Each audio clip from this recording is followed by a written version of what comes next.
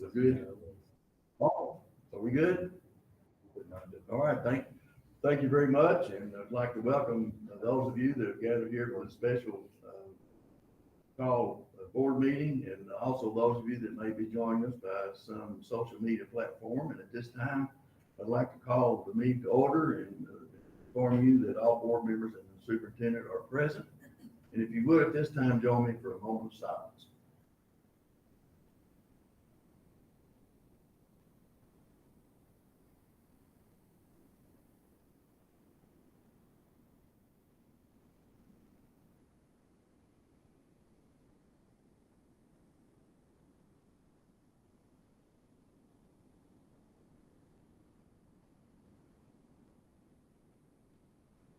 Thank you very much. If you're able, if you'll stand, you'll say the pledge to the flag.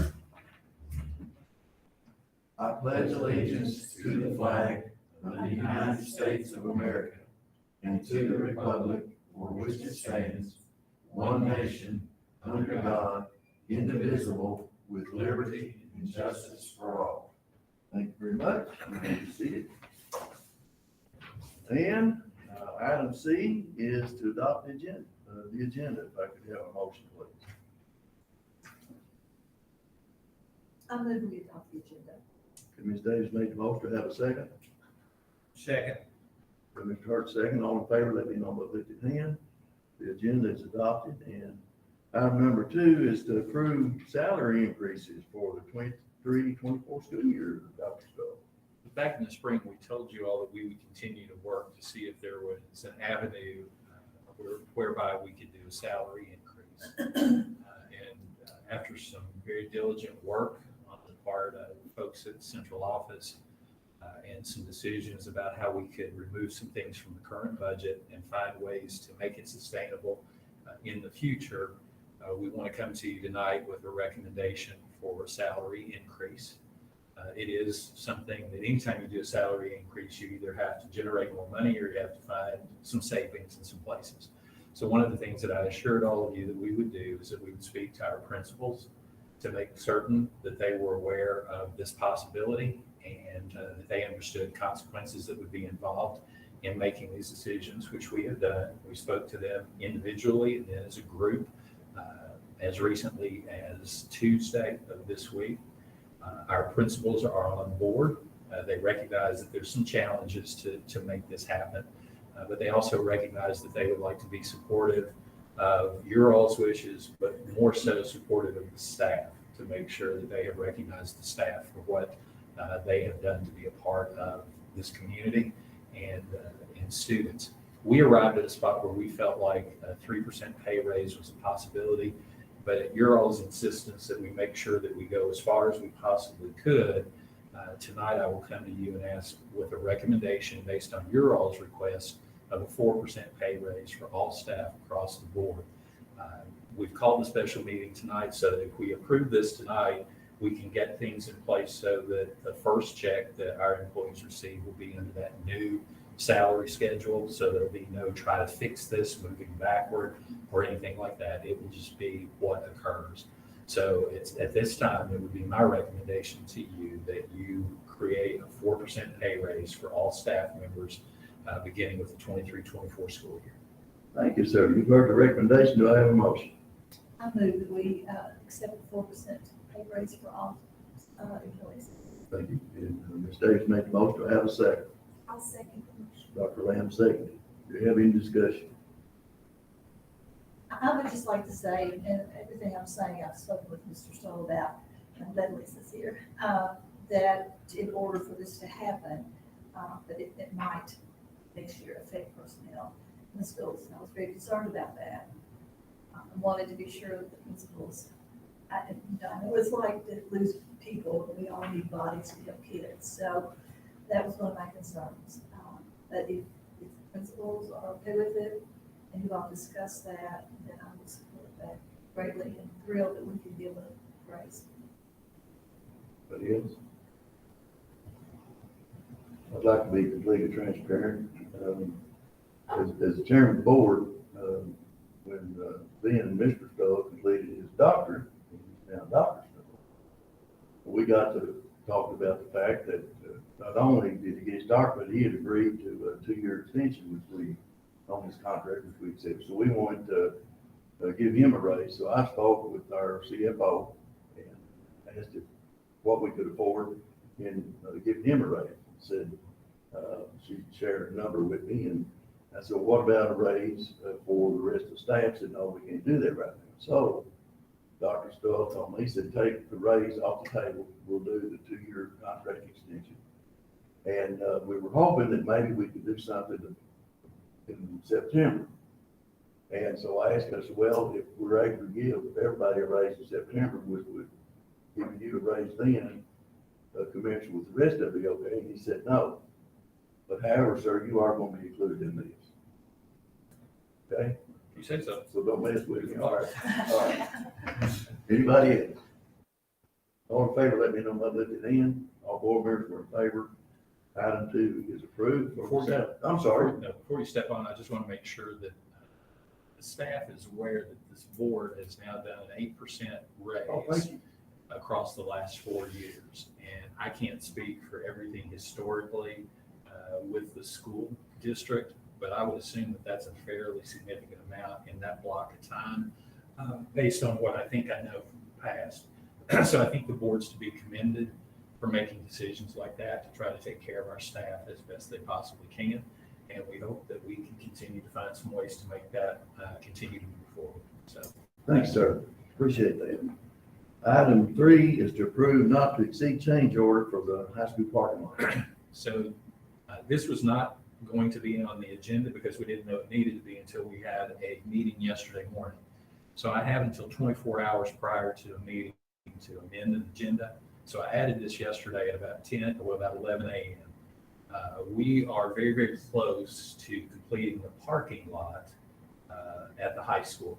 That parking lot matters because it's the first stage of what's supposed to be ready to go so that our band has a facility for practice purposes.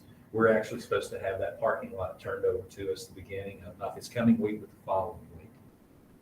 And so there was a transposition error that was made in one of the plans. In that plan, instead of saying 12 inches of gravel, it said 10. So we're short 2 inches.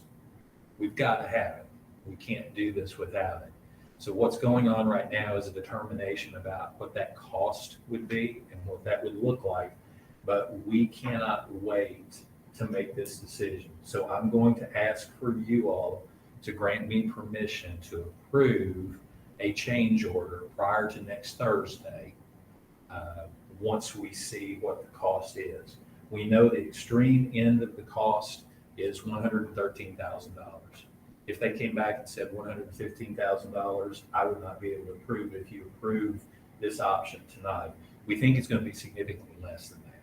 We don't think it's going to have to go to that level, but we'd like to have that in place. You have contingency money that will take care of that. That's why the contingency is there. We're not happy that there was a transposition error, but if it had been put in, we would have been paying for this anyway.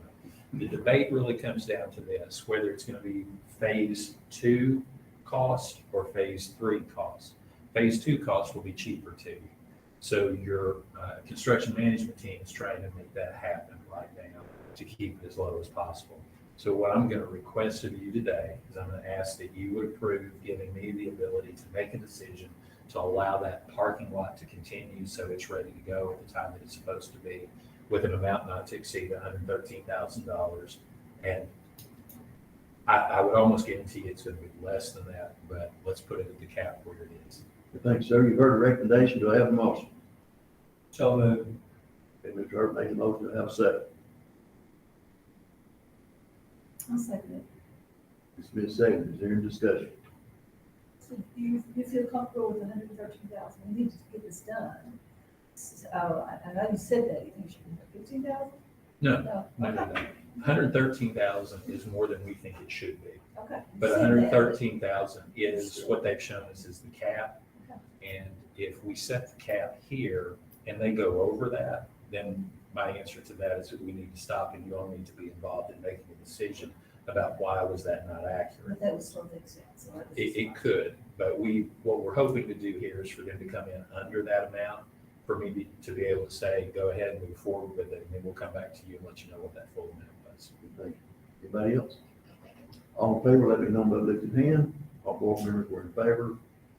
Item 3 is approved. Item 4 is discuss superintendent goals for the 23-24 school year. So this is probably a place for me to be quiet. You all have, I've given you the superintendent evaluation document. And I also asked, when I thought it was going to be Thursday night, I asked Mr. Caudle and Ms. Young if they would be here. When we moved it to Friday, I told them that they didn't have to be here, but they are. So thank you for being here. The reason I asked them to be here was if you were going to use any kind of numbers on something that was going to come from the work that we're doing academically, they're the people who work most closely with that. And I would encourage you to align any expectation you have from me with what our expectation is for the district, not an artificial number for something. So I've asked them to be here. They have a copy of this as well. So if you need them to look at something, they can. If you need to ask them about numbers that would potentially allow you to have feedback as we go through, they would also be able to share with you. There was a recent meeting, or I guess it was yesterday, when it was announced that we won't see our actual results from our spring testing until October, which is much later than it has been in the past. So if you establish a goal for me that's connected to that, you're always going to be a year behind on that. So I think the documents that you all saw previously were interim assessments that we were doing throughout the year, and that could be something that you could choose to use as well. So again, they're here to be a support for you as y'all talk about that tonight. Okay, all right. Who wants to start?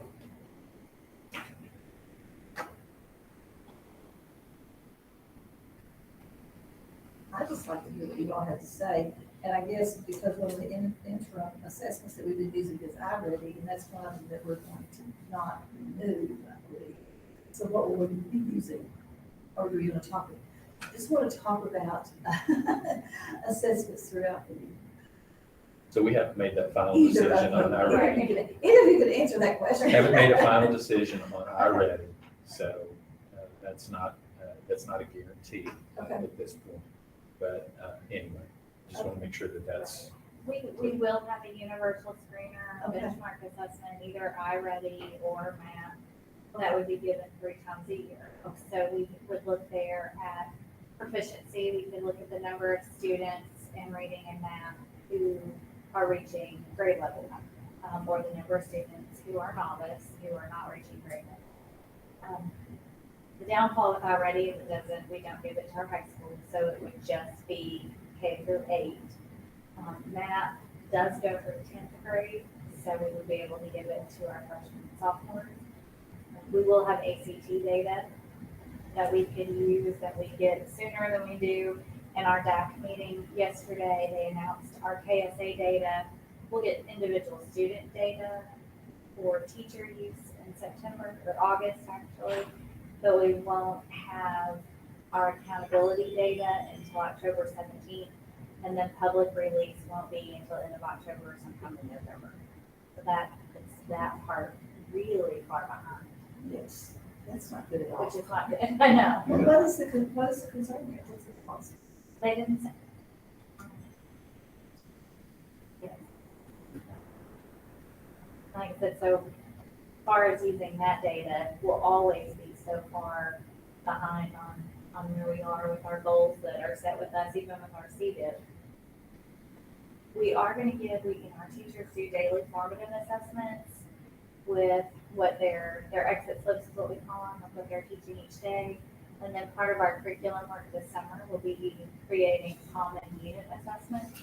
And that will be at every level, every grade, every class. So that is something that we could use. So we'll say 3rd grade at Lancaster will be giving the same assessments at the same time as 3rd grade at Kent Dick and 3rd grade at Paint Lake. So that would be something you could look at elementary wise, or also using the benchmark data. Yeah, so the academic measure, whether we use MAP or we use iReady, I mean, those are predictive and, on reference. Those measures do change throughout the year based on age equivalency at that point of that year or grade equivalency at that point of that year. So There is some fluctuation within that, but in regards to trending data year to year to year, we could certainly put things together to develop a trend line for those outcomes, whether it's looking at every winter, looking at every spring, or looking from fall to spring. We can make comparisons. How the board would like to see that information.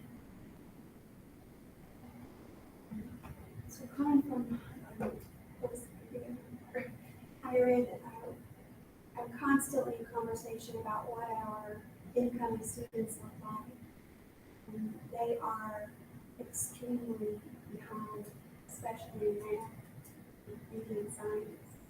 So we're looking at how do we fill in those knowledge gaps. So for me personally, as a member of the board, I feel like it's really important for us to find a way to trend data that is meaningful data that we can use to make decisions about what we're doing in the classroom and how we're closing those knowledge gaps. And so I don't know what that needs to look like, but I trust that you all do and that you could help us build a plan where we are keeping a finger on the pulse of where are the gaps at, what are we doing to try to close them and make improvements. It does make me a bit nervous that we would not go through high school level data as well, because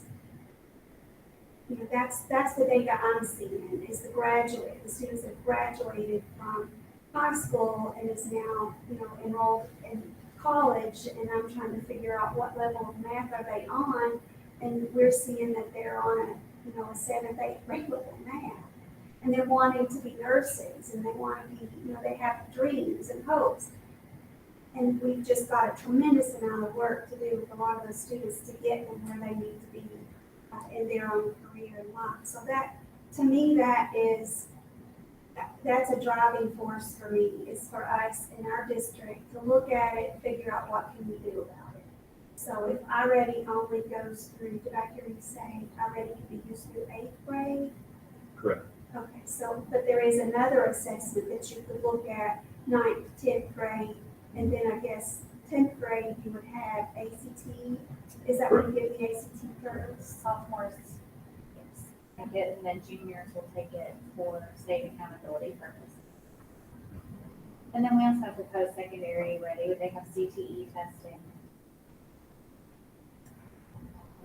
Are they gonna do cert? There's coyote testing for that. CERT, I don't think they're doing this year. I think Matt could help us with ACT predictions. State accountability in math shows us about 9 percentage points away from being at the median number, 50%. District-wide, of course, we can break that down. Elementary, secondary, we can put in high school. We want individual results for the levels. It's not just math. No, I think there's, and it's not just our district. I mean, this It's is all over not the a country. problem that's so Yeah. unique to us. I think it's a problem that is widespread across our nation. We can't do a lot about anything except what we've got right here at home that we can work with. For me, building an evaluation plan for Mr. Stoll, I think it has to include some of that data.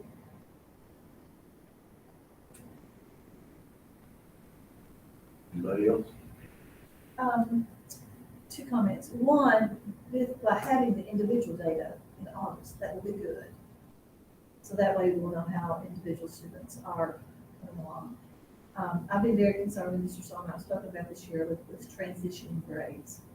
And sometimes kindergarten to first grade is not as much as 3rd to 4th in the elementary, but sometimes 5th to 6th, 8th to 9th are difficult transitions, and especially for students who are weak. So I'm sort of hoping this year, and we've spoken of this, that those students can be identified and receive the help that they need. Hopefully this could be in the CDIP, that we can utilize our personnel as mentors, and that they can have someone to then go to, not just academically, but to go to build relationships. One of So- the things that we did this year, And I think with the both of us being new, we think it's the first time based on the feedback we have received, but we met with all of the elementary principals and the middle school administrators and counselors and did kind of a transition. So for our students going from fifth to sixth, you know, who is receiving intervention, who is receiving enrichment for various needs, so that there's no gap. They pick right up where they were, that way they know what level they're on, they know what programs they were receiving, what interventions they were receiving, and then we also did that from 8th going into 9th, because we did recognize that there were gaps, and you have to get to know kids, but hopefully this will take some of that getting to know them and transition out of the way. So that's excellent with the academic part, and but then also if they can have someone there to build those relationships and they feel that they are cared about and they have someone to go to. So those are some things that are important to me for this year.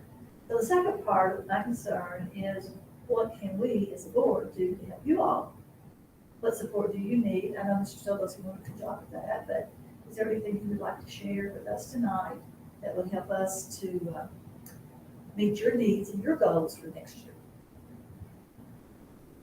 Well,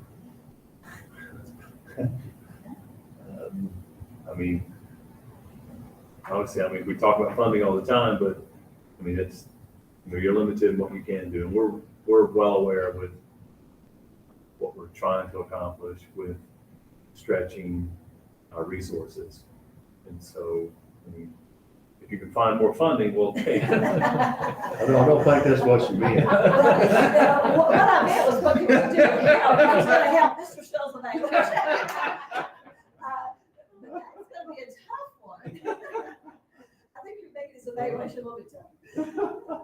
But we'll try that. Well, we can provide the board information about student performance, throughout the school year on many measures. I mean, there's a calendar of assessments that do unfold. It's just, this depends on what you all would like to see during those data conferences or data meetings. Something we had talked to Dr. Stoll about is sharing more of our academic data with you throughout. I know we do that periodically. We've done it in maybe 3 of our meetings, but even if we don't do a formal presentation in the board meeting, having that information in your packet, so you're constantly aware of our growth, hopefully, right? And our academics, but also with our deeper learning, because we're also assessing, the 21st century, your soft skills with presentations and collaboration, communication, problem solving, perseverance, all of those we are implementing with our deeper learning team and through our professional development. But just on our end, being able to share that information with you each month. The states you're concerned about the tough kids who are transitioning, students who have significant needs. That's what the MTSS program's for. We've added additional staffing for that. And so if the board would like to hear more information about the number of students in each of those tiers and progress throughout the year for that particular group, we can certainly do that as well. And that could range from purely academics. It could also be social emotional services. How many students are actually receiving services? How many have we added in winter? How many did we close the year with? We can look at the overall student as well. Attendance, we can certainly produce attendance numbers on groups of students or just at large. Personally, I would love to see that, but I don't want extra work for you all. So if that's something that you're doing anyway, or you can easily generate, I think that would be wonderful. Even we were talking about having each person a mentor, even if we had listed out who that person was that mentored those students, that would be good. But you have a lot to do, so we don't want to take away the time that you're actually working with staff and working for students. But if we go through the site-based minutes, many times data will be in there, but then you have to click to get through there and click and grade. And sometimes I do that, sometimes I don't, but I'm very interested in seeing how we're doing and how we compare to spring and fall, winter to spring, and see how those numbers are. So even if you did discuss it each month, anything you wanted to share academically and what's going on personally, I would love to see that. We crunch numbers in our office. All the time. Well, if you're doing it, please share that. And, you know, if any of the, if you're doing anything like that, but I'm interested in academic, yes, but I'm interested in the whole child. We're here for all children, Yeah, all children in all areas. And as you said, we have more personnel. I've said this to our doctors, I'm sorry, I keep going there. We have more personnel in our schools right now, more help that we can give to the students in my career, my tenure. And that's wonderful. So we need to utilize that and make sure we don't lose a kid. And we like to think that no one's going to be left behind. But we live that dream every day, and we try to make that happen. But there's just some things that happen that keep us from having 100%. But anything we can do to help kids, beautiful. Thank you, Mr. Smith, and I, the only two members of the board that are not educators, especially in the public school system, but what is our current graduation rate? Anybody know? Yes. 94. Oh, It's hard. That's pretty good. It's nice. It has been the last several years. I would like to see maybe, and not being an educator, and I don't know how this will be done, maybe come up with something to increase that. The graduation rate. Yeah. That's part of what the high school has to do on a yearly basis. They have a goal that's established. So one of the things I mentioned earlier was if what you can establish as goals can be something that we do on a regular basis. To Ms. Davis's point, that it's not an add-on for people, it's just a collection. What I think I hear, and you can correct me if I'm wrong, would be the idea that I've provided you all with an update on a monthly basis. We continue to do that. We just intensify that it's connected to academic growth, social emotional growth, graduation numbers, if we have something that we can share there, any of those other things that we're tracking on an ongoing basis. And it doesn't necessarily then have to be a full-blown presentation every month, but a document, a one-pager front and back that we can give to you that you all can scan to keep you from having to click every SPDM council meeting and things like that. And you could use that as a tool. I have zero problem with you establishing goals because that's the intent of the school district, right? So we have goals that are in CDIP that say this is what we're looking for. The problem with those is you won't see some of those numbers officially until later. So it would be, how are we tracking those on a monthly basis? We even, in a retreat this week, there was conversation about you don't necessarily track to see if you have 68% of the kids doing this. It starts to be looking at what we're doing effectively with our staff. How much of our staff is doing what we've asked them to do through the PV experiences that we have planned for them this summer, that they have planned for them this summer. They being those two, the principals, our teachers who are going to lead much of that, because that gives us the opportunity to try to create some uniformity. At our retreat this week, we had 3 elementary schools that sat together the entire time, except when they were working on individual school things. I've never seen that before.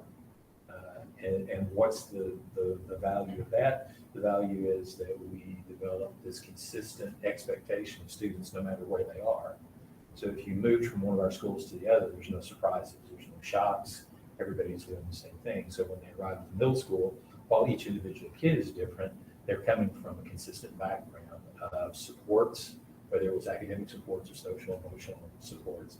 And then they move on to the high school to continue the same thing to reach the point where we like to be the exception to the rule, right? We like to be that when somebody in your position at a university or at a junior college is looking and saying, well, we know if they came from Garrard County, they're ready, and we'll be good with that if that's where we like it. So, even though we're behind on using it'd be difficult to use the numbers that we have in our CDIP, we can still demonstrate progress toward meeting that goal. We can. And so that's what we need to show, is are we progressing toward the goal that we have set and are seated, and by what date are we going to measure and say we met the goal that we wrote in our seated?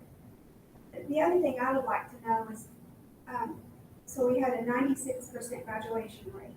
How many of those students graduated on, I don't know how to say this, math level? What was their rate, what percentage of those students that graduated were capable of performing math at the level you would expect the high school graduates to perform? Do you have that number?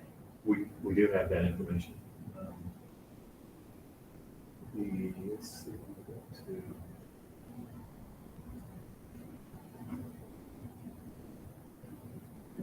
And I'm just picking on math tonight. You would have to Oh, yeah, no, get yeah, a really. spreadsheet, yeah. Because what, we want graduation rates to be high, but we want every student that has graduated to be able to perform math, reading, and have the skills that they need to match that accomplishment. So,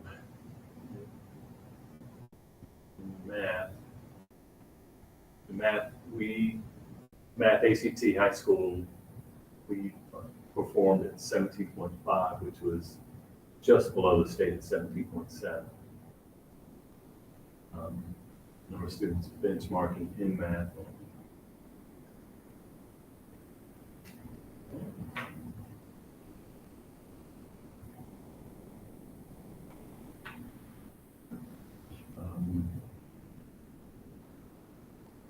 The last year prior, we don't have current year numbers. Year prior, the state had 30% of students benchmarking in mathematics. Our district had 29%. We're fairly commensurate with the state at this time, but obviously we want to see ourselves exceeding the state. And it goes back to your point, when statewide, 30%, then we have been happy with 30%.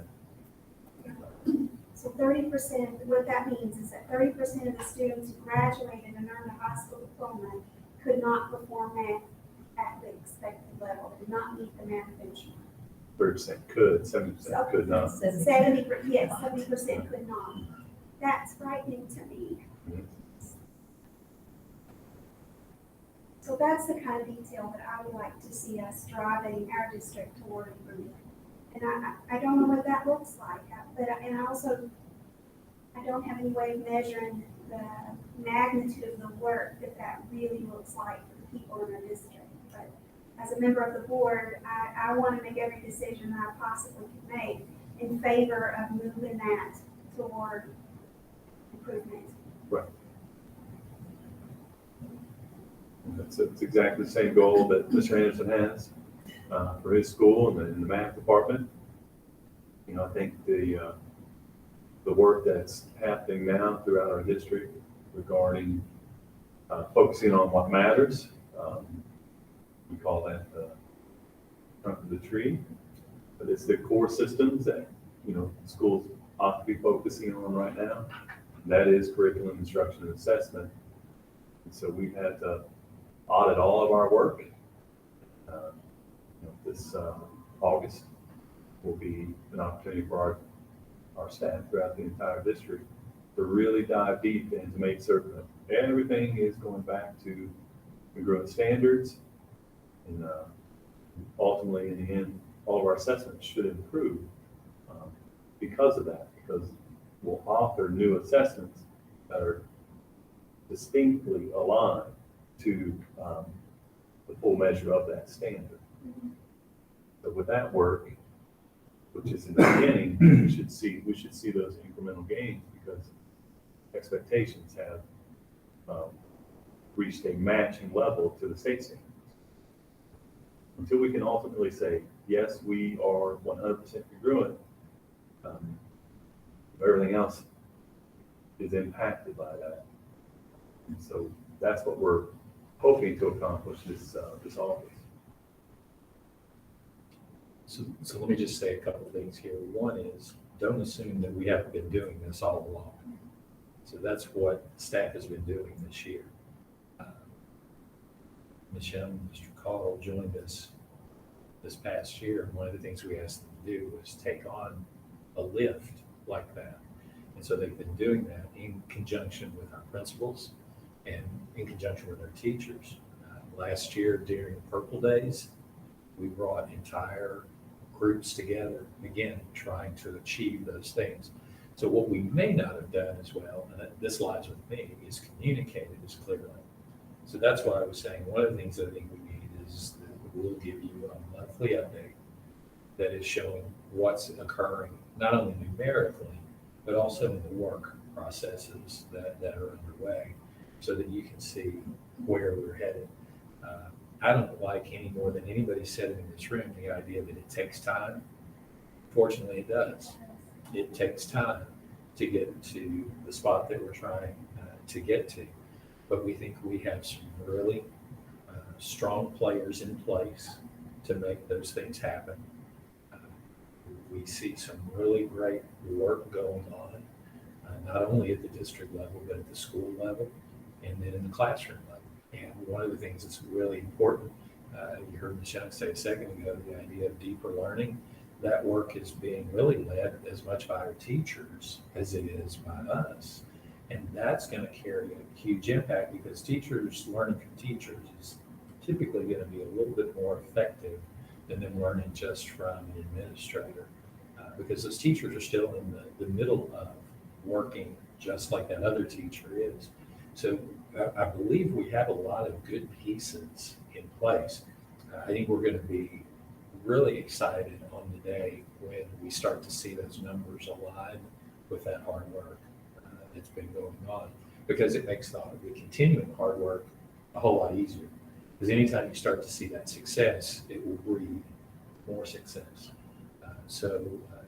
Again, I think part of the problem here is that I've just not done a good job communicating. So we can correct that, use information that we currently have, information that we continue to draw on a regular basis, but then you can give ongoing feedback throughout the year as well.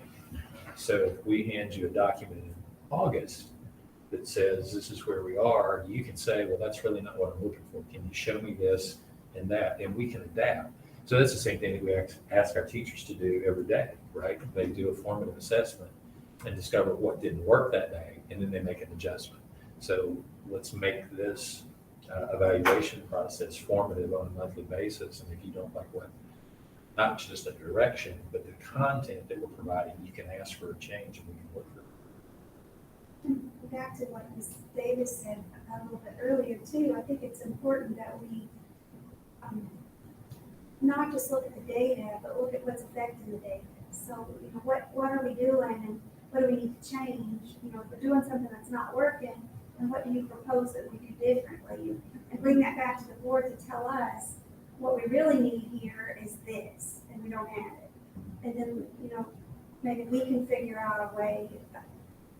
I'm taking on a heavy lift here, but Mr. Stoll can help us figure out a way with your advice. That's all good. To make that happen. So that's the other piece of it. We can look at the numbers all day long and make opinions and interpretations of them, but without knowing what's driving that direction, the direction those numbers are moving in, we can't really impact change.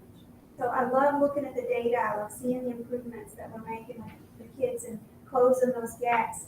But even more importantly, I want to hear from you what it is that you need to make an even bigger improvement.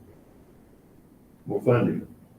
Well, I don't know where to get that. So if you want to share what more funding looks like and what you need, you're going to break that down. Yeah. Not going to put you on the spot tonight. But, we can't generate more funding. The board doesn't have the ability to do that, but we have 100% control and ability to look at the budget and how we're using the funds that we do have. That is our responsibility as a board, is to make sure that the money that we have available in our district is being spent on our kids and driving, education for our kids. That is something that we can look at, and we do have 100% control over those dollars. A concern of mine is I went through Garrard County, I had hours 1, hours 2, plain geometry, solid geometry, trigonometry, and physics, and, you know, they gave me a good basis for a lot of that. Was I at the top of the class on that? No, but I got an adequate amount of math. But at the same point, me being a social studies teacher, during those times, I'm very concerned about that. But what we do have some possibilities, and hopefully we're not overlooking it, if we become so focused on standardizing everything. And that's what I think the state does to us and everybody's doing to us, is that we're looking at these numbers, they've got to be here, here, here. Rightfully so, we need to have something to justify improvement. But at the same time, the thing that really worries me, what kind of latitude are we giving to our teachers? I think the teachers are the most valuable, are among the most valuable commodities that we have. So how inclusive are we in saying, what can we do to help you, which I'm sure you all focus on this all the time, but sometimes they're so overwhelmed by trying to meet certain criteria, we're taking away some talent there. We've got some very talented people, and is there any way that we can work with motivating our teachers, any way we can free them up a little bit to have more flexibility in their delivery of the subject matter? And a lot of times, if we free them up to have a better delivery, it creates more enthusiasm in the classroom. And I think it makes things better. So that's something that's not expensive. You know, we've already got them hired. How can we work with them to improve their motivation? How can we work with them to improve their goals, to meet the goals that we have and we're setting for everybody in the district? So I think that's a commonality that we need to be inclusive in. I was wondering about that too. Of course, different teachers, you know, have different personalities, they have different gifts, they have different abilities. And I've wondered with all the standardization, if you talk about latitude, if a teacher knows her students, and if he or she is not teaching that class according to this standard or whatever, and were to say, you know, this won't work with this group of people, do they have latitude to alter? I would think so. I mean, so the goal is to begin with the end in mind, so we know exactly what the outcomes need to be in regards to the assessment we're going to provide. How that teacher decides to get there, it's totally up to that teacher. They have all the autonomy to choose and select the resources and materials. The standards just don't change within our PLCs. That's where ideas will be developed among the teachers, but it'd be difficult to say that they will teach the same. I would say it'd be very different in regards to their delivery. Just rarely see two teachers on the same team teaching exactly the same way. We have the same standard, the same assessment to measure the standard. Like Mr. Cottle said, how you get there, your delivery. I think the teachers' personalities come out in their lessons. The class personality, you know, the kids, it's not a cookie cutter lesson. They have full autonomy as far as the deliverance. You know, a lot of teachers they'll leverage technology and they will interact with students through technology and, you know, in many ways, and others they'll pick up a marker and a chart paper, and they will accomplish basically the exact same thing doing a delivery in front of a chart paper as the teacher across the hallway has with their interactive flat panel. But it's very diverse. Yeah.